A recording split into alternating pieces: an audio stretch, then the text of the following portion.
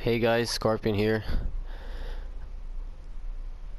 Gonna show a guide about how to aim better and how to have your aim settings so you can hit more of your shots, be more accurate. Okay, so when you start the multiplayer, when you're in the menu like this, go to the options. Right below game, you go to camera controls and you're gonna see these settings pop up. Now, sensitivity, aiming sensitivity is regarding to how fast the reticle of your aim moves. So 10 is really fast, 0 is really low. Horizontal, vertical, I don't really advise you to mess with this. Acceleration speed, I'll show that in a private match later. Ramp power up scale, I'll explain as well. Then you have camera sensitivity, which is pretty much the speed of the third person camera, how fast you move it. That can change your gameplay a bit as well. And again, horizontal, vertical, camera assist, I don't advise you to change it. Just leave it as default. Okay, now let's go into there's other controls as well. You can aim assist, I just leave it at 10. I'm gonna explain why later. This helps with sniping. Drag shotting, if you're familiar with the term. Controls you could change, but I think it's perfect as it is. Do whatever fits your preference. Brightness, I just use default. I don't really think it changes much. The game is already bright enough as it is. Audio, it's not really necessary, but I recommend that you tone down the music to maybe half or 0. This helps. You have the effects as high as possible as well. The dialogues, ideally I would have it at 0 too if you want to be very competitive, because nothing really helps. Maybe just to listen to your teammates if they're down, but you can pretty much visually see that, so I don't think it's really that important. But if you have this at 0, you can focus just on sounds like footsteps, maybe grunts that the enemy is making, which gives away their position to you. So, the less distractions in terms of sound you can have, the better for you in terms of competitive gameplay. Output, this is also like really technical stuff. It's not really gonna alter your gameplay. If you know what you're doing here, because this is really technical, then by all means change it to what fits you best.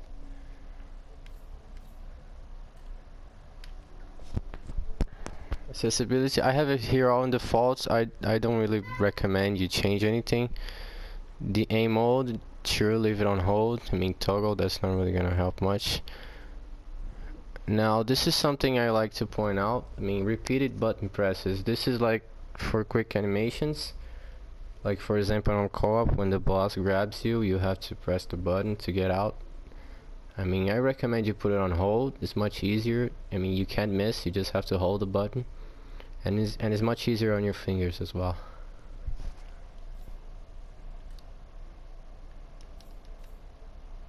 Okay, let's go on a private match. Okay, now here I can demonstrate. Okay, so when you go to options, the camera, I think for me sensitivity the best. Personally, I think 3 is the best. Honestly, for me the best would be 3.5, but 2 is too slow and 4 is a bit fast. I lose a bit of control, so I just leave it at 3. Again, just whatever suits you best, you use that. But you gotta keep in mind that if it's too fast, this is the real dynamic of the thing. If it's too fast, it might be good for aiming it in close range, because you can follow as he's moving really easily. But the further you go from the target, it's pretty much going to be impossible the faster your aim moves to hit the target. You could still hit it, but you're going to take a lot of time to adjust. Until you start shooting, he's gonna, if he's a good player, you'd be dead. So keep that in mind. Now if you go too slow, it's the opposite. Up close is like impossible to follow him. It's way too slow. But from afar is like almost impossible to miss. It's perfect. Really easy to hit your target because you can clearly see your reticle moving. So you gotta find what's the balance for you that you can control. You want, for me, that's 3. The aiming sensitivity. It needs to be something that you're pretty comfortable with. I mean, from long range and from close range. Now, something I want to point out that helps, I mean, for most people, I'm pretty sure that's going to be around 5 sensitivity or lower. That balance point, especially if you're not using those control freaks things on the analogs. Now, something you gotta keep in mind is what's called your pre-aiming, which is pretty much the reticle you see on the center of my screen. You see how I'm pointing at him? That's pre-aiming. So whenever I press to aim, it's gonna go on that reticle. Which means pretty much before, if I aim here and drag to him, that takes time. But if I aim with my screen as I'm moving, it's pretty much instant. So one guy, if he's doing this, and the other guy, if he's doing this, he's gonna lose. Now, like I said, if you have a really low sensitivity, it's really hard to follow the target when he's really close. What you can do to kind of counter that, or try to counter that, is to sort of go in and out of your aim, like this. So, let's just keep moving left and right, really, yeah. Let's say he's moving like that. Instead of me following him, go further, the distance. Like really move, yeah. I mean, instead of like following him, let's say he's going there. What I can do is just, I mean, I see he's moving. Instead of following, because I know the aim is slow, I can just zoom out, aim with my pre-aim again, and zoom back in. So I'm skipping all this process here by just doing this. See what I mean? That's much faster than if you try to drag your slow sensitivity all the way there. But of course, if you know it's fast enough, then by all means just drag it. Now, this brings me to the point about the acceleration speed. This is how fast, look at my aim. He starts really slow and it's gonna get fast. This is the acceleration speed. I mean, the lower your sensitivity is, the higher I recommend that you have your sensitivity. I just use it at 10. I mean, I think it's perfect as it is. Because if you start moving, I can follow him with the aim, because the acceleration is going to cover that. And I don't necessarily have to do like this, like I showed you. But from up close, it might be useful to just aim in and aim out instead of dragging. Okay, now that's acceleration. If you leave it at 0, like this, it's pretty much the same speed always. It doesn't change. So again, test it out, see what's best for you. You gotta choose what you have most control over. It must be something you have like at least 90% control over the bullets, where they're going, what you're doing, and you're completely conscious of every shot you're taking. And not just like a luck where you fight, oh, maybe I hit, maybe I won't. You're in complete control of your aim. Now, this ramp power scale thing, it's only really useful for really high sensitivity. So I mean, if you're using like a 10 right here or something, this helps. What it does is kind of increases the dead zone of your analog stick. I mean, that's some technical terms, but let's just say helps your aim, makes your aim slower, you know, when you're dragging like this.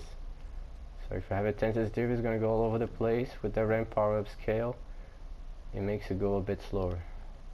So if you're using maybe a sniper, maybe a, but the bottom point here is You only use that if you have a really high sensitivity, like maybe 7, 8 or higher than that. If it's lower than 5, this is only gonna get in your way, so leave it at 0 like I do.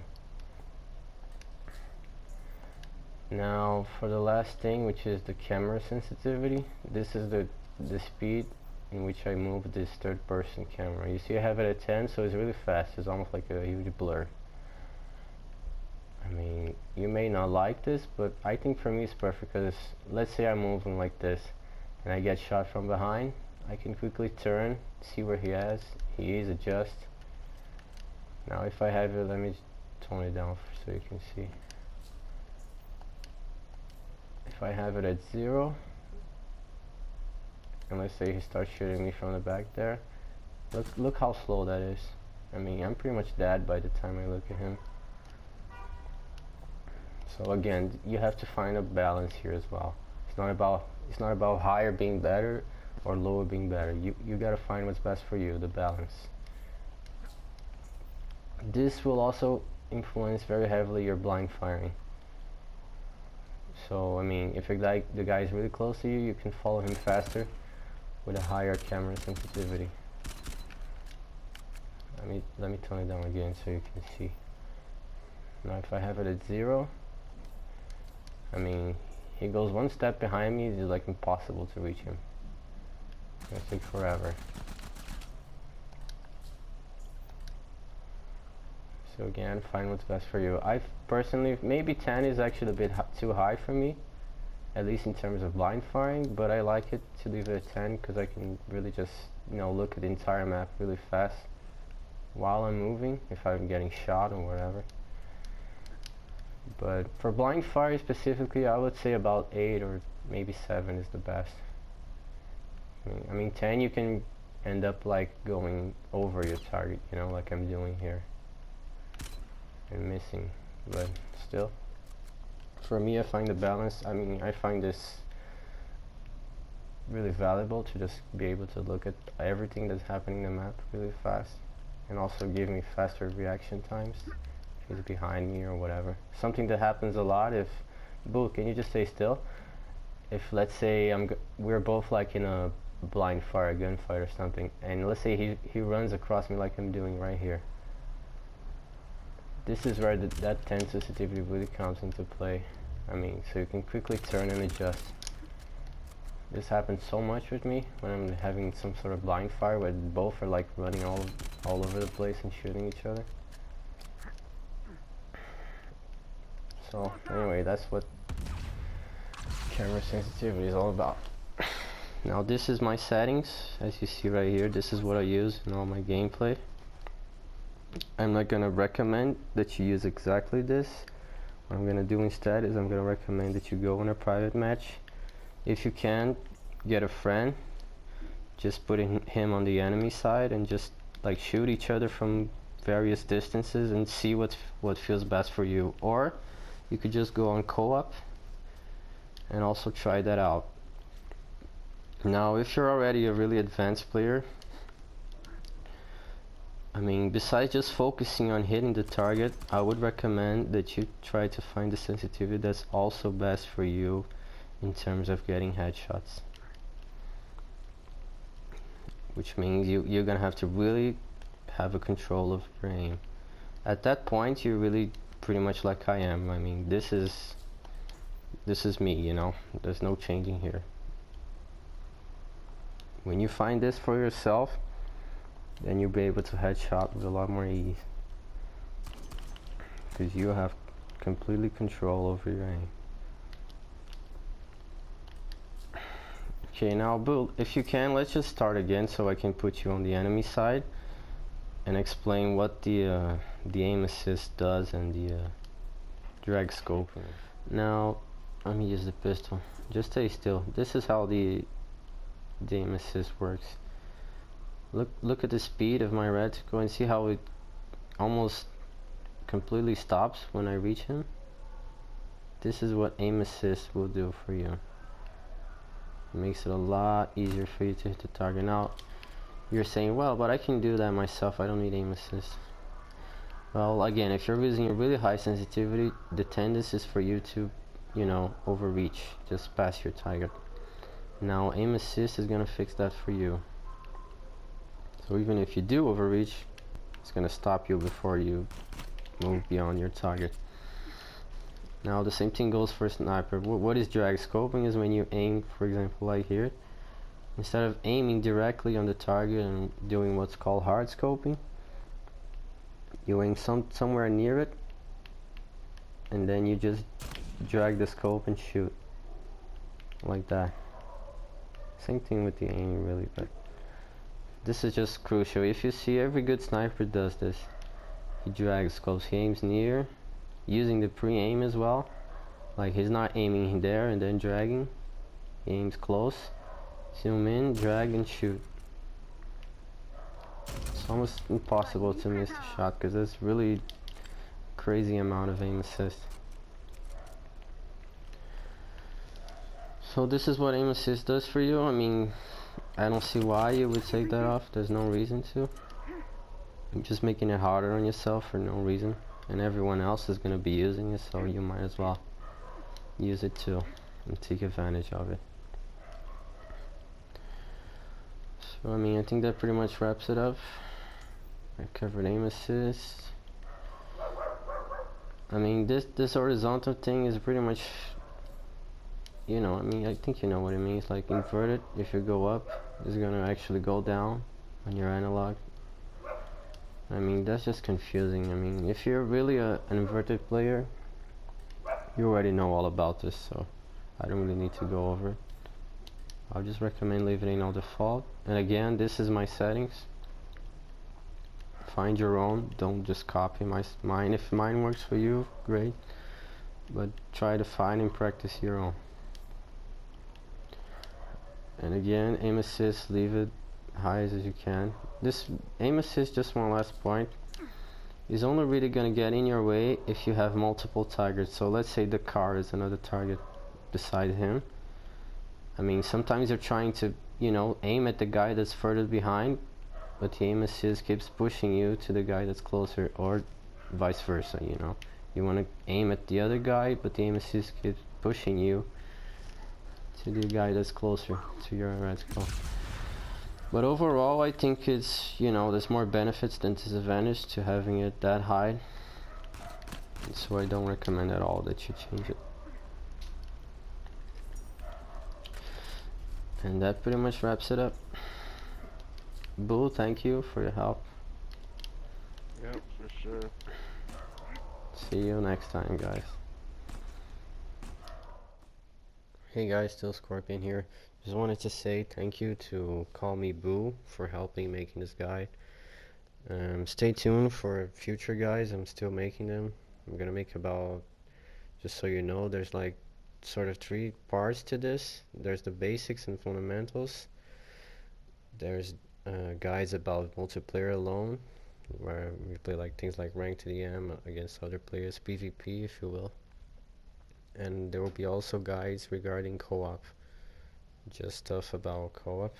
So if you want to know when I post them, just make sure you subscribe to the channel so you get a notification, or you just click the bell right next to the subscription button so you really know when I post another video like this guide. I mean, if you maybe want to help like Boo did to make a future guides, just, I don't know, add me, send me a message or something if you want to contribute to this somehow.